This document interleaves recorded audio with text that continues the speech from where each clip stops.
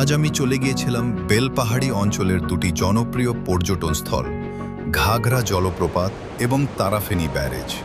বেলপাহাড়ি থেকে এদের দূরত্ব যথাক্রমে প্রায় 5 ও 7 কিলোমিটার। ঘাগরা জলপ্রপাতে পৌঁছে দেখলাম এই মুহূর্তে জলের পরিমাণ বেশ কম, পর্যটকদের সংখ্যাও ছিল হাতে গোনা। কিছুক্ষণ সময় কাটিয়ে আমি রওনা দিলাম তারাফেনী ব্যারেজের উদ্দেশ্যে। এরই মধ্যে আকাশটা একটু মেঘলা হয়ে উঠেছিল।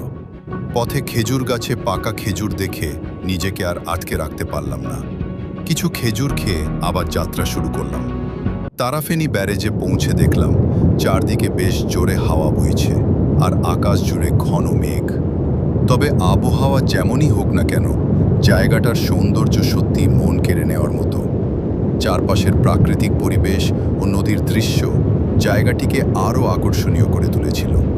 অবশেষে বৃষ্টি শুরু হওয়ার আগেই আমি সেখান থেকে বেরিয়ে পড়লাম। সঙ্গে নিয়ে ফিরলাম দিনের কিছু সুন্দর মুহূর্ত ও